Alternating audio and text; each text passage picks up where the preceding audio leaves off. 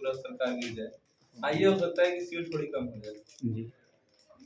दोबारा सरकार क्यों के आ रही सबका अपना अपना मत है भाई, हाँ। कि हम जिस माहौल में हैं वैसा बता रहे हैं। हम लोग बनारस नहीं, में, बनारस जैसे मोदी में है पूरा, आप जानते ही हैं। अच्छा अच्छा। बनारस की एक सीट भी नहीं नहीं, जाएगी, तब ये भी तो जैसे आपको भी ऐसी पता कोई है। योजना, ऐसी कोई काम इस सरकार का जो आपको बहुत अच्छा लगा हो और उससे देखिए, प्रभावित अपने हैं आप? हिसाब से लोग क्रिटिसाइज करते हैं, अपने हिसाब से लोग बताते हैं, उसका बखान करते हैं, लेकिन मेरे हिसाब से बीजेपी अच्छी सरकार है, कोई कमी तो नहीं है इसकी।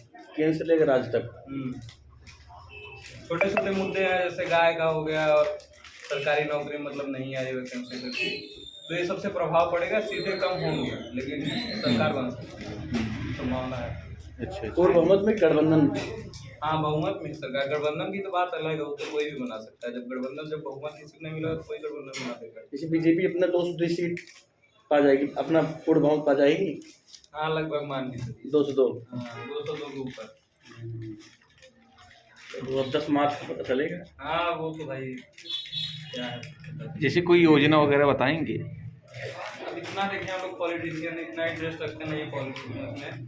जैसे ऐसा कोई काम इस सरकार का जिससे आप प्रभावित रहे, नहीं इस सरकार को आनी ही चाहिए, मतलब काम अच्छा किए। देखिए, जो सबसे मेन मुद्दा है इसमें जो है लॉ एंड ऑर्डर वाला। आप ये महसूस करते होंगे कि पहले जो मतलब माफिया राज, गुंडा राज जो चलता था, अब बहुत कमी आ गई पहले के हिसाब से। 5 साल पहले तो हम लोग उतने मेच्योर थे नहीं, अब जैसे जितना जिस हिसाब से हम लोग मतलब एक लॉ एंड ऑर्डर हुआ इस सरकार की अच्छी है। बिल्कुल बिल्कुल। और बाकी जैसे छोटे छोटे तात्कालिक मुद्दे वो तो है ही। सड़क वगैरह, हाँ, ये इंफ्रास्ट्रक्चर पे। हाँ, इंफ्रास्ट्रक्चर वाला काम बहुत बढ़िया हुआ है। केंद्र का मतलब इसमें कोई वो नहीं है, ऑप्शन है ही नहीं हम लोग के पास। और राज्य में मान लीजिए है तो मतलब केंद्र में तो बीजेपी ही रहेगी। हाँ, केंद्र में हमेशा। हमेशा नहीं कह सकते हैं, मतलब अभी तो वर्तमान में कोई विकल्प नहीं है बीजेपी के। 2024। जी जी। राज्य में जैसे किसको आप विकल्प देखते हैं? राज्य में विकल्प तौर पे अखिलेश युवा नेता है, मतलब वो भी ठीक ठाक युवाओं के बारे में अपना मैनिफेस्टो में दिए हैं। लेकिन अभी तो माहौल चल रहा है बीजेपी का है। क्या उनकी जो मैनिफेस्टो विगत तो देना और उसको क्रियान्वयन करना जमीन पे अलग अलग बात होती है। सही बात, आपको पता होना चाहिए। सही बात है। जैसे मैनिफेस्टो में सारा चीज जारी कर दो, तो मैनिफेस्टो तो अभी सपा का ही आया है। हाँ वही चीज ना। पहली बात, मैनिफेस्टो सबका आया नहीं सारी पार्टियों का, और मैनिफेस्टो में जो दिए हो वो कितना तक पूरा होगा तो बाद में पता चलेगा। वही बात है। और कहने सारी तो जैसे आप हर राज्य की सरकारें मैनिफेस्टो दिखाती है, लेकिन लास्ट में क्या होता है। इसके पहले मतलब 5 साल पहले सपा मतलब अपने कार्यकाल में जो मैनिफेस्टो दी होगी, क्या वो पूरा कर दी होगी?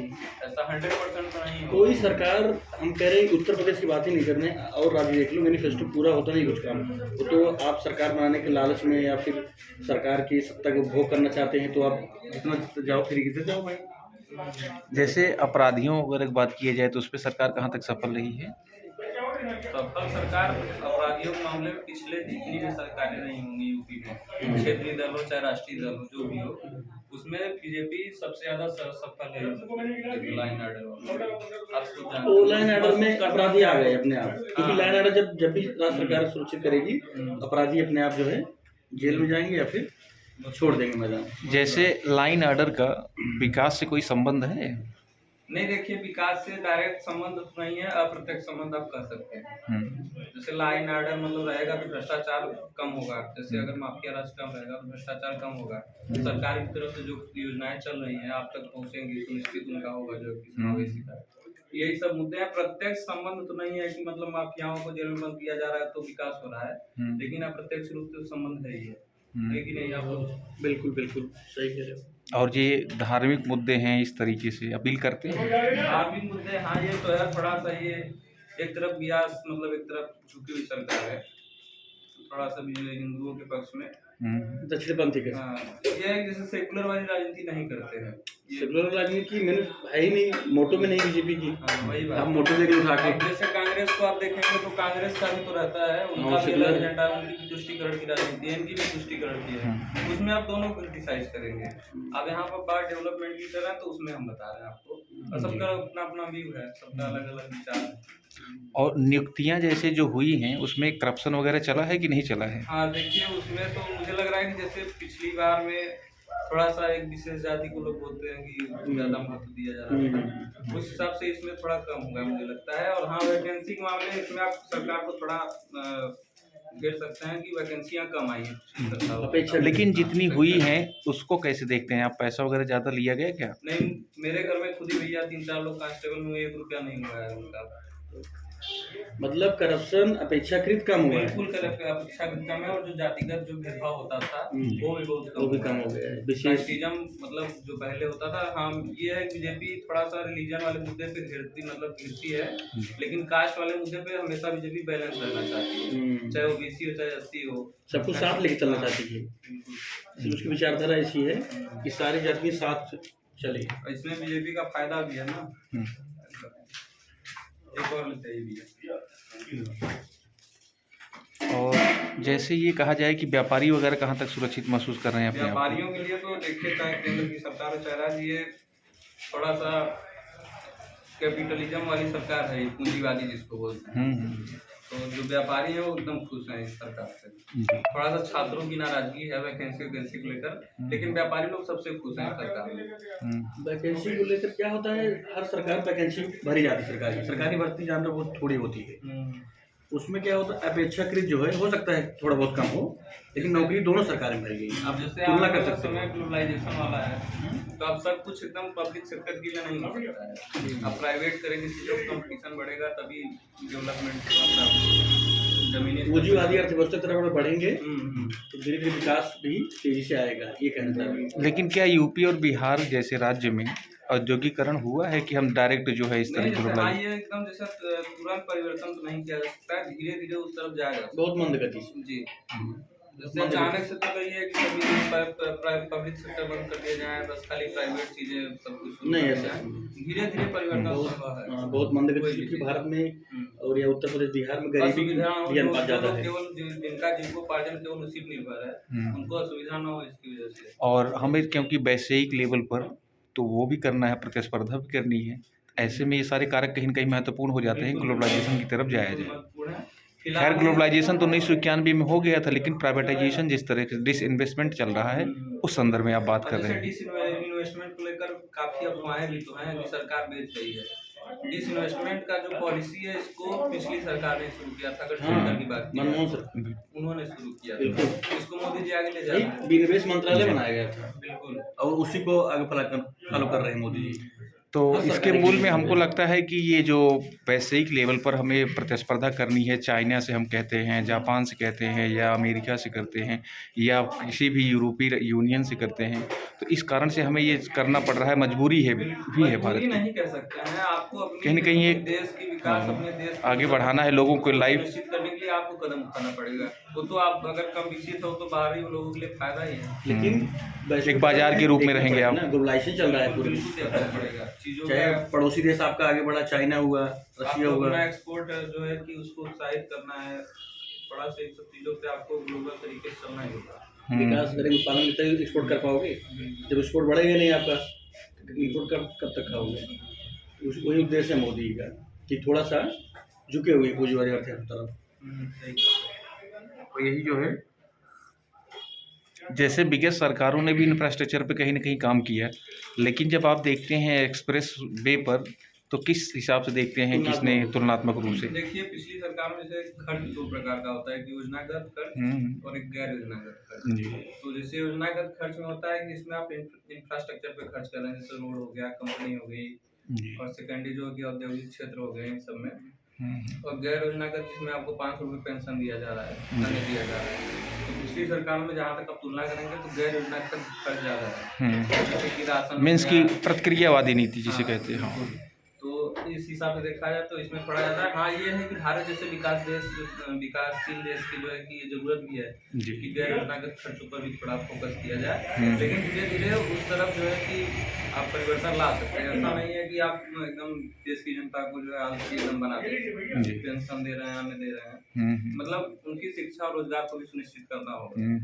कहीं न कहीं जब हम एक व्यापक सामाजिक परिप्रेक्ष्य में चीज़ों को देखते हैं, तो समाज में आज भी कुपोषण जैसी समस्याएं हैं हाँ, तो और देखिए भुखमरी की समस्या है। इतने बड़े लोग हैं, भारत तो अब धीरे धीरे इन चीजों को उस पर काबू पाया जाएगा। इतनी छोटी बात नहीं है। कुपोषण फिर भी पहले से, पोलियो हो गया, कुपोषण हो गया, ये सब पहले से बहुत हद तक जो है कंट्रोल में है। जैसे कोरोना महामारी रही तो इसका क्या वो चुनाव पर कोई प्रभाव पड़ेगा, या जनता इतना परिपक्व रूप से समझ रही है कि कोरोना और अर्थव्यवस्था में कहीं न कहीं आपस में संबंध है? कोरोना तो भाई वैश्विक जो है कि समस्या है, सभी देश इससे जूझ रहे हैं और सभी अर्थव्यवस्था पर प्रभाव पड़ा है। ऐसा कोई नहीं है कि जो है कि सब लोग इसमें अपना बूस्ट कर रहे हैं इकोनॉमी, सबकी इकोनॉमी जो है कि डाउन जा रही है। तो बिल्कुल भारत पे भी इसका प्रभाव है। हाँ, चूंकि भारत में जनसंख्या हो गया और अन्य मुद्दे हो गए, अशिक्षा, ये सब की वजह से यहाँ इम्पैक्ट थोड़ा ज़्यादा है जी। अन्य देशों के मुकाबले। 2 साल से चल रहा है कोरोना वैश्विक महामारी चल रही है। योगी सरकार देखो 17-5-22 2 साल तो उसी जूझ रहे हैं, चाहे वैक्सीन लगवाना हुआ, अस्पताल ठीक कराना होगा। भाई सारी सरकारें, अन्य देश सरकारें जब उसमें लगी हुई हैं तो यूपी सरकार नहीं लगी। यूपी सरकार देखो 2 साल कोरोना होने वाला है, 2 साल तो उसमें चला गया। आपका काम करने कितना मिला है? 3 साल। 3 साल का जो काम है इनका, चाहे वो आधारभूत अवसंरचना हो, अब तुलनात्मक रूप से किसी अन्य सरकार से तुलना करके देखो कि सड़क आज कितनी बन रही है, पहले कितनी बन रही थी। ठीक है, खैर किसी एक चीज को विशेष रूप से देख के किसी सरकार के काम का अंदाजा सभी चीजें कर रहे हैं, नौकरी हुआ, सड़क हुआ, सभी चीजों बिजली हुई, बिजली की आपूर्ति हुई। हाँ, ये सब ठीक है। पहले का काम देखो, बिजली की आपूर्ति उतनी मतलब थी नहीं, 8 घंटे तक बिजली का उत्पादन बढ़ा है, उसके बाद बिजली आपूर्ति बढ़ी है इस सरकार में। अपेक्षा की तुलना होती है ना सरकार की, तो और सड़क तो बिल्कुल फिलहाल नहीं है। ये जो है कि किसी राज्य का चुनाव है तो क्षेत्रीय मुद्दे ज्यादा हावी रहे। हाँ। जैसे गाय का मुद्दे सब हो गया। अब इससे जो ग्रामीण क्षेत्र के लोग हैं, ये इतनी बड़ी बड़ी बातें तो समझेंगे नहीं। वैश्विक अर्थव्यवस्था का ग्लोबलाइजेशन, उनको तो ये चाहिए कि हमारी खेती हो, बैल क्यों आ रहा है हमारे खेत में। तो ये सब मुद्दे थोड़ा सा हावी रहे। फिलहाल बीजेपी जो है लड़ाई में है। जैसे बायलैटरल चल रहा है। डूइंग बिजनेस रिपोर्ट वगैरह जैसे ग्लोबल लेवल पर प्रकाशित होती है, क्या चीज? डूइंग बिजनेस रिपोर्ट हाँ। प्रकाशित होती है Ease of वैश्विक doing लेवल पे, business। Ease of doing business.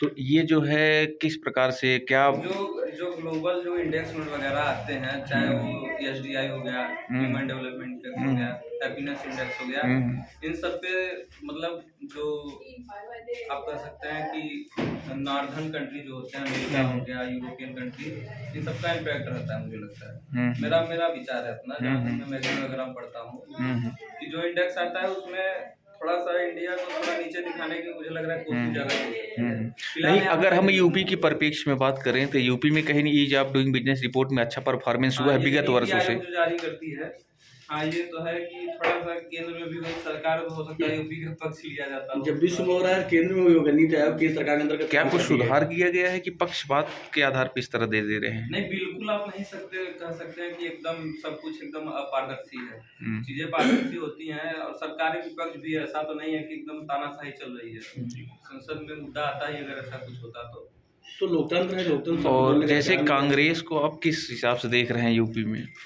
Rahul Gandhi ji हैं, प्रियंका गांधी, इनकी साख क्या है?